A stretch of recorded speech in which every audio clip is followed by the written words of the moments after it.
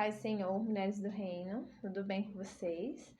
Tô passando aqui para trazer o resumo da semana. Essa semana nós lemos Mateus 16 ao 20. Fiquei muito feliz que essa semana a gente voltou mais para nossa rotina, né? Conseguimos fazer nossa reflexão. Semana passada a gente estava um pouco dispersa, né? Com muitas coisas acontecendo. Mas amém, esses dias vão acontecer, mas amém que nós voltamos para o nosso foco, né? Então, aqui em Mateus 16, eu marquei do versículo 2 ao 4, que Jesus fala que a gente sabe, no caso, as pessoas que estavam ali pedindo para ele fazer milagres, para eles terem a certeza que Jesus realmente curava. Ele fala que eles veem o tempo e dizem se vai chover ou se vai fazer sol. E Jesus estava ali, já tinha feito vários milagres e eles não acreditavam mesmo assim. Então, a reflexão que nesse dia eu tive é porque a gente precisa crer em Jesus por tudo que ele já fez e por tudo que ele é, né? Por mais que às vezes tem situações que a gente a gente duvida, né, do poder de Jesus. Então a gente tem que voltar lá na Bíblia, ler tudo aquilo que Jesus foi capaz de fazer e acreditar, viver crendo que Jesus tem poder para todas as coisas. Versículo 12 fala assim, 16:12.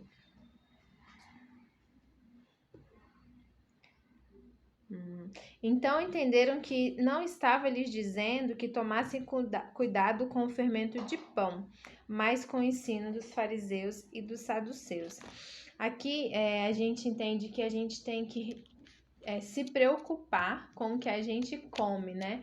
De conhecimento. A Bíblia é o lugar mais verdadeiro, são onde a gente encontra as verdades de Deus. Então, muitas vezes, se a gente não estuda a Bíblia, até alguma coisa que algum pastor de renome ou algum pastor desconhecido também fale, a gente vai acreditar. Porque às vezes ele fala, tá na Bíblia, ou interpretação diferente. Então a gente precisa estar balizado pela palavra de Deus para comer o pão que vem de Deus, né? Para a gente ter essa certeza, para a gente não se alimentar de coisas que não provém do Senhor. E aqui no versículo 15, ele perguntou para Pedro, que para mim é uma pergunta que a gente tem que fazer diariamente. Quando a gente duvidar, quando a gente tiver tristeza, a gente tem que perguntar isso. Quem é Jesus para mim? Pedro, lá naquela situação, ele falou: Tu és o Cristo, o Filho do Deus vivo. E Jesus ainda disse que não foi ele que soube essa resposta, mas pelo Espírito Santo ele respondeu assim. Então é uma coisa que a gente precisa ter sempre. Quem é Jesus pra gente? Eu coloquei aqui que Jesus é o pão da vida. Então Jesus é o nosso alimento. Jesus é aquele que nos consola, que nos supre. Então, Jesus é tudo para nós, né? Então, quando a gente estiver em dificuldade, quando a gente estiver inseguros, a gente lembrar de tudo que Jesus fez, de tudo que ele ainda faz, que às vezes ele também já fez muita coisa nas nossas vidas e em tempos de dificuldade a gente esquece. E principalmente, refletirmos sempre quem é Jesus para nós, quem é ele para nós. E aí a gente foi pro capítulo 17. Eu marquei o versículo 26, que fala bem assim.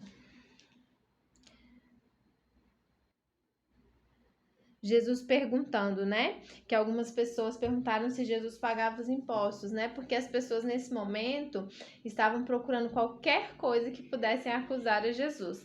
E aí Jesus fala assim: os grandes reis cobram tributos e impostos dos seus próprios filhos ou dos outros? Eles queriam acusar a Jesus, mas na realidade naquele tempo os reis eram injustos, né? E aí Pedro falou dos outros, né? Eles não cobram impostos dos seus filhos. E aí Jesus falou assim, mesmo assim, para não trazer nenhum tipo de desonra, eu vou pagar o imposto, né? Então eu coloquei assim: mesmo que haja impunidade, mesmo que as pessoas ao nosso redor andem em desonra, nós que somos cristãos, temos que seguir o exemplo de Jesus, precisamos andar em honra e buscando a justiça de Deus, né? Tem situações que até pessoas próximas de nós falam assim, não precisa disso, não, é besteira. Não, isso não tem nada a ver, né? Mas a gente tem que lembrar do exemplo de Jesus. Por isso, nessas horas, a gente precisa muito ter a palavra viva na nossa vida, né? Para a gente poder saber o que a gente precisa fazer. E o Espírito Santo nos induzir a responder a forma correta, né? Mateus 18 foi algo que me tocou muito no dia, no versículo 11, que fala bem assim: o Filho do Homem veio para salvar os que se havia perdido, né? Jesus falando: cuidado para não desprezarem um só destes pequeninos, pois eu lhes digo que os anjos deles nos céus estão sempre vendo a face do meu Pai. O Filho do Homem veio para salvar o que se havia perdido. E aí eu até coloquei aqui: veio para os perdidos. Se não tivermos a consciência de que estávamos perdidos ou mesmo de que estamos perdidos, Jesus não virá para nós. Por isso que a gente diz que quando a gente se converte, a gente muda totalmente o nosso rumo, né? A gente muda a rota, a gente não dá só uma desviadinha. Não, eu tô indo reto, vou virar 90 graus aqui para a esquerda porque eu aceitei Jesus. Não, a gente muda completamente a nossa rota. Então, se a gente não se achou perdido, se a gente muitas vezes não se acha perdido, Jesus não virá para nós, porque ele veio para os perdidos, ele veio para aqueles que colocam a dependência da vida dele, nossa, né, diante de Jesus. E aqui também fala: não devemos desprezar nenhum irmão, pois Cristo não os despreza. Então, do menor ao maior, daquele que a gente acha que é bonzinho, aquele que a gente acha que é ruim, nós não temos esse direito de desprezar nenhum, porque Jesus não os despreza, né? Deus enviou Jesus para me salvar, eu que posso me achar muito boa, e para salvar também uma outra pessoa que eu posso achar que é muito ruim, que não merecia. Então, Jesus veio para todos. Então, a gente não tem que agir como juiz de ninguém e abençoar, né? E amar todos os irmãos, sem preconceito. Versículo 27 e ao 33 de Mateus 18 fala sobre perdão. E eu marquei. Fala sobre a parábola do servo, né, impiedoso, e que Jesus ilustrou, né, que quem foi perdoado deve perdoar. E nós fomos perdoados, né, de todos os nossos pecados. Jesus nos perdoou. Então a gente deve perdoar. Quantas vezes a gente deve perdoar? Quantas forem necessárias, né?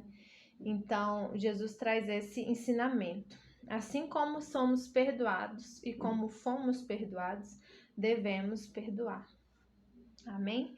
Mateus 19, versículo 17 diz assim: respondeu-lhe Jesus: por que você me pergunta sobre o que é bom? Há somente um que é bom. Se você desculpa, quer entrar na vida, obedeça aos mandamentos. E aqui é aquela passagem do jovem rico, né? Que ele achava que tinha cumprido todos os mandamentos. Mas um ele não tinha cumprido, que era não se apegar ao dinheiro, né? E aí ele pergunta, mestre, pergunta assim: mestre, sobre o que é bom? Há somente um que é bom, respondeu-lhe Jesus. O que farei de bom, né? Ele sabia, na mente dele, Jesus sabia que o que esse jovem rico estava buscando dele, né? Porque ele se achava perfeito, que já tinha cumprido todas as coisas, e perguntou para Jesus o que ele precisava fazer de bom, pensando que algo que a gente faça, né, que nos dá a salvação. E Jesus mesmo disse aqui que ele não era bom. Pensa que ele veio para o mundo, fez tantas coisas e ele não se julgava bom. Mas ele fala bem aqui: se quer entrar na vida, obedeça aos mandamentos. Então, mais do que sermos bons ou boas, nós precisamos obedecer. Bondade, caridade, que algumas religiões até pregam, né? Sobre a caridade, não nos levam ao reino. O que nos leva ao reino é obediência. Então, Jesus veio para obedecer e obedeceu em tudo a Deus. Versículo 20 fala bem assim. 30 na realidade. Contudo, muitos primeiros serão últimos e muitos últimos serão primeiros. Aí eu botei bem assim, haverá surpresas, né? Porque às vezes a gente dá testemunho da gente mesmo, né? Como eu fui bom, como eu sou boa, como isso. Pedro aqui estava falando, mestre, a gente largou tudo, dando testemunho dele mesmo. Mas Jesus diz que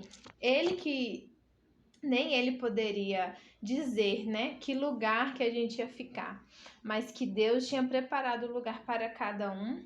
E aqui ele diz que muitos que acham que estão na frente vão ser os últimos e muitos que serão os últimos vão estar na frente.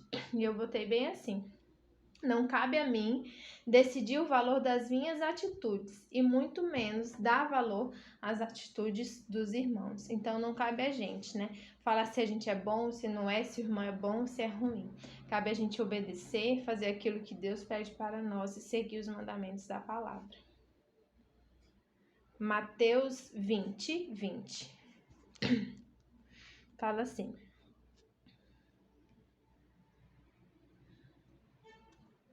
o que querem que eu lhes faça? Aqui fala sobre os 2 cegos, né, que recuperaram a visão. Em várias situações, Jesus sabe o que as pessoas chegam perto deles, né, que geralmente são pessoas enfermas, do que elas precisam. Mas ele sempre pergunta: o que você quer que eu faça? Você crê que eu posso fazer? Aqui eu vejo que, por mais que Jesus saiba das nossas necessidades, ele quer ouvir de nós o que a gente deseja. Ele quer nos ouvir pedindo a ele. E eu penso que é por conta quando a gente pede algo para alguém, a gente confia naquela pessoa, né? Quando o filho vem e pede alguma coisa pra gente, é porque ele confia que a gente vai estar dando. Então aqui demonstra essa confiança em Jesus, né? Ele sabe do que a gente quer, mas ele quer que a gente peça: Jesus, eu preciso disso, Jesus, eu quero aquilo, para demonstrar que a gente depende dele, que a gente confia. Mesmo que Jesus saiba das nossas necessidades, ele deseja ouvir o que a gente quer, para que ele sinta que a gente confia nele. Porque se a gente acha que a pessoa não pode dar algo pra gente, a gente nem pede, né? A gente não ousa pedir. Mas Jesus, em vários momentos, ele quer ouvir de nós o que a gente deseja, né? O que a gente quer. Então aqui eu trago essa reflexão para que a gente lembre quem é Jesus para a gente e o que a gente deseja que ele faça por nós. E também, muitas vezes, a gente deve perguntar o que nós podemos fazer por ele, né? Tantas coisas que ele já faz, o que também nós podemos fazer por ele. Então, que Jesus continue nos abençoando, que a gente continue crescendo na palavra e que possamos sempre trazer essas reflexões. As que ficaram marcadas em mim essa semana foi a do versículo... Deixa eu pegar aqui, que aí eu consigo lembrar. Do Mateus 18, versículo 11... que fala que Jesus veio para os perdidos, e muitas vezes a gente não se acha perdido, muitas vezes a gente acha que sabe o que faz, a gente acha que sabe como direcionar as nossas vidas, dirigir as nossas vidas, mas aí Jesus não está com a gente, porque ele veio para os perdidos, ele veio para aqueles que sabem que não podem fazer nada, né? E tem o controle total da nossa vida. E essa daqui também, de quem é Jesus para nós, né? Que foi no 16, quem é Jesus para mim? E também cabe a reflexão para perguntar: quem sou eu diante de Jesus? Como é que ele me conhece? Né? Ele conhece a minha voz, a gente tem um relacionamento, eu com ele comigo. Então isso é que a gente possa trazer essa reflexão e continuar perseverando sempre e em todo tempo. Que Deus abençoe cada uma de vocês.